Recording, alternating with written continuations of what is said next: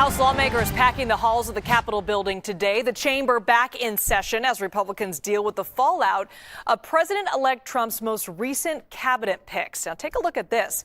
The nameplate on Matt Gaetz' congressional office plaque has officially been removed. Gaetz resigned from the House to prepare for the potential Attorney General nomination under the new Trump administration. Democrats, meanwhile, responding to all these controversial picks. House Minority Leader Hakeem Jeffries had this to say earlier today.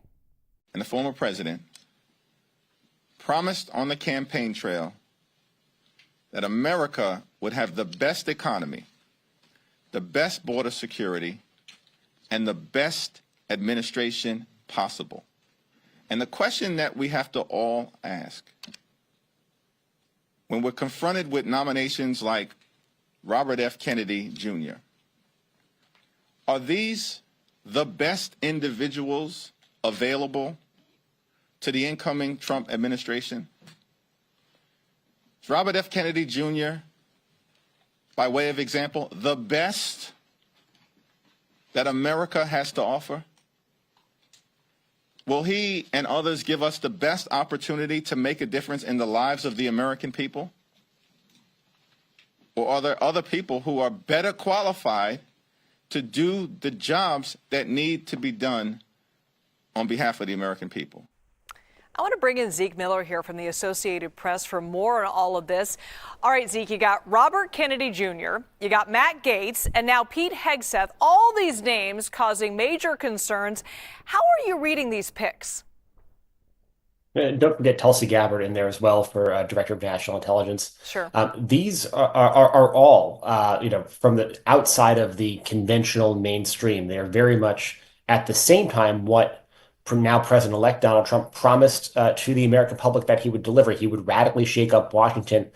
And these picks, even before these people are in government, is certainly shaking up the halls of Capitol Hill and institutional Washington. That these are the people that he would put forward for these nominations. It remains to be seen whether they can be confirmed, but even just the act of putting their names out for these roles is certainly giving a lot of people in Washington pause, and maybe even creating some second guessing on the part of some of his supporters. There were maybe hopes that he would go in a different direction for a lot of these roles. So really, we'll have to see how that confirmation process plays out. But in some ways, though, this is what Donald Trump promised to deliver and is making good on.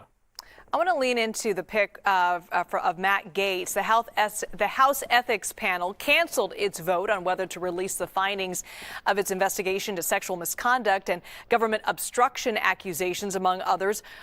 Are there any options here for Democrats to either get this report out or release at least the information on it? There is some discussion that if he were to become officially formally the nominee and go through the confirmation process in the Senate, that the Senate could ask their colleagues across the aisle for that documentation. Some of that will lie in the hands of the committee, which is split between Democrats and Republicans, and some of those Republicans on the committee vote to go along with that. That is certainly possible. There's not a lot of love lost between Matt Gaetz and some of his now former colleagues. The speaker could weigh in. He is opposed to that now publicly.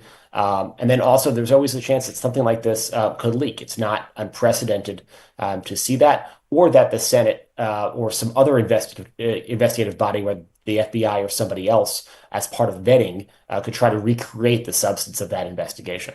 Yeah, there could be some strategy there. All right, Zeke Miller from the AP. Thanks so much, Zeke.